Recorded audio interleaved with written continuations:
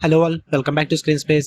ఈ వీడియోలో Musafir cafe web series review అయితే తెలుసుకుందాం. రీసెంట్ గానే నెట్ఫ్లిక్స్ లోకి అయితే స్ట్రీమింగ్ వచ్చింది. తెలుగు డబ్బింగ్ కూడా అవైలబుల్ ఉంది. డబ్బింగ్ అయితే బాగుంది. టోటల్ గా 8 ఎపిసోడ్స్ అయితే ఉంటాయి. ఈచ్ ఎపిసోడ్ వచ్చేసి మీకు 30 to 35 మినిట్స్ లోపే ఉంటుంది. రన్ టైం మరి ఎక్కువేం కాదు, తక్కువే. స్టోరీ ప్లాట్ సింపుల్ గా చెప్పాలంటే నేను మెయిన్ ప్లాట్ అయితే ఏం చెప్పట్లేదు, సింపుల్ గా చెప్తా. ఎందుకంటే లవ్ స్టోరీ కదా, ఉన్నదే చిన్న ప్లాట్. అది కూడా నేను చెప్పేస్తే మీకు చూడడానికి ఏముండదు. సింపుల్ గా చెప్పాలంటే సుధా, చందర్ అండ్ ప్రీతి వీళ్ళ ముగ్గురు మధ్య జరిగిన ఆ ట్రయాంగిల్ లవ్ స్టోరీ డ్రామా గురించి, అండ్ అలాగే వాటి మధ్యలో ఈ ముసాఫిర్ కేఫ్ ఎలా ఇన్వాల్వ్ అయింది, అసలు ఈ కేఫ్ గోల్ ఏంటి, వీటన్నిటి చుట్టూ నడుస్తుంది ఈ సిరీస్ స్టోరీ వచ్చేసి. ఇక ఓవరాల్ గా నాకు ఎలా అనిపించింది అంటే ఇట్స్ యావరేజ్ భయ్యా. లవ్ స్టోరీస్ చూసే వాళ్ళు మాత్రం ఎవరైనా ఇంట్రెస్ట్ ఉంటే కనుక ట్రయాంగిల్ లవ్ స్టోరీస్ చూసే వాళ్ళు ఒకసారి ట్రై చేయండి, మీకు బాగా వర్కౌట్ అవ్వచ్చు. నాకు ఎందుకు యావరేజ్ అనిపించింది అంటే ఫస్ట్ ఆఫ్ ఆల్ వీళ్ళు తీసుకున్న కాన్సెప్ట్ ఏదైతే ఉందో ఇట్స్ ఇంట్రెస్టింగ్, బట్ దాన్ని సిరీస్ కింద ప్రెజెంట్ చేద్దాం అనుకున్నారు చూడండి, అక్కడే కాస్త షెడ్కి వెళ్ళిపోయిందని చెప్పాలి. అంత కెపాసిటీ ఉన్న డ్రామా అయితే లేదు భయ్యా వీళ్ళ దగ్గర.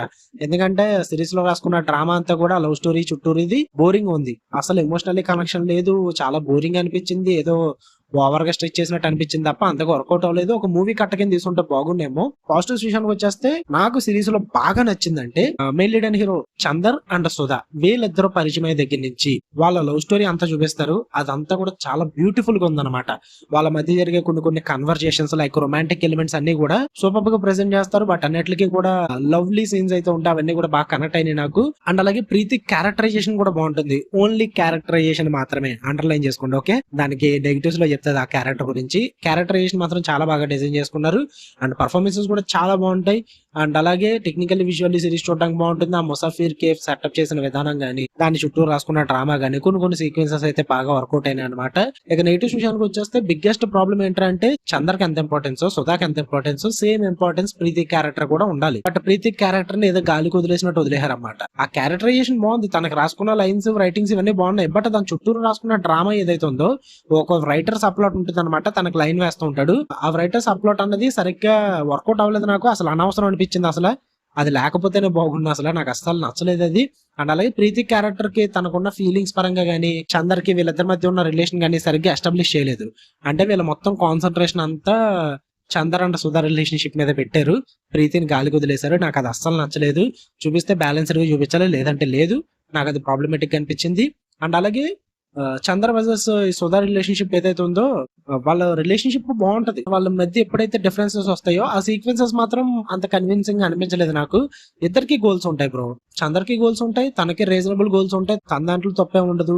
సుధాకి తనకి రీజనబుల్ గోల్స్ ఉంటాయి, తనకి పెద్ద మిస్టేక్స్ ఏమి ఉండవు. బట్ అట్ ది ఎండ్ వాళ్ళు ఆ పెట్టిన డిఫరెన్సెస్ మాత్రం సరిగ్గా క్లాష్ చేయలేకపోయారు అనిపించింది. నాకు చాలా ఆర్టిఫిషియల్ గా అనిపించింది అంతా కూడా.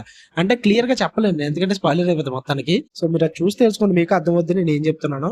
సో అది కొంచెం నాకు బిగ్గెస్ట్ ప్రాబ్లం అనిపించింది. ఇంకా సిరీస్ లో తీయడం వల్ల చాలా సీన్లు బోరింగ్ అనిపించాయి, నీరసంగా తీసుకెళ్ళినట్టు అనిపించింది. ఆ డ్రామా అంత ఇంట్రెస్టింగ్ గా లేదు. అండ్ మెయిన్ గా ఆ ఎమోషన్ వర్కౌట్ అవ్వలేదు. ఇంకా ఎండింగ్ గురించి అంత తక్కువ మాట్లాడుకుంటే అంత మంచిది.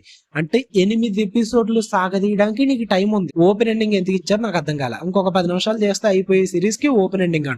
ఇది ఒక లవ్ స్టోరీ రా, దీనికి ఓపెన్ ఎండింగ్ ఎందుకు? ఇప్పటికే ట్రయాంగిల్ లవ్ స్టోరీస్ తో ఎలా పడితే అలా తిప్పేసావు. లాస్ట్ లో క్లైమాక్స్ ఇంకా వరస్ట్ అనిపించింది. నాకు అది కూడా నచ్చలేదు. సో అందుకే సిరీస్ ఓవరాల్ గా యావరేజ్ అనిపించింది. ఇఫ్ ఇన్ కేస్ మీరు కనుక లవ్ స్టోరీస్ ఎవరైనా ఇష్టపడే వాళ్ళు ఉంటే give it a try. Workout అవ్వచ్చేమో, లేదు సరదాగా ఒకసారి ట్రై చేద్దామన్నా మీకు స్టార్టింగ్ ఎపిసోడ్స్ ఒకసారి ట్రై చేయండి. కనెక్ట్ అయితే కంటిన్యూ అయిపోయింది, ఓకే. నాకైతే యావరేజ్ అనిపించింది. ఫ్యామిలీతో చూడొచ్చు అంటే కిస్సింగ్ సీక్వెన్సెస్ అయితే ఉన్నాయి. అండ్ 1-2 రొమాంటిక్ ఎలిమెంట్స్ కూడా ఉన్నాయి అనమాట.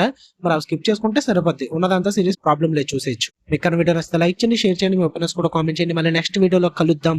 Until then love you all, by.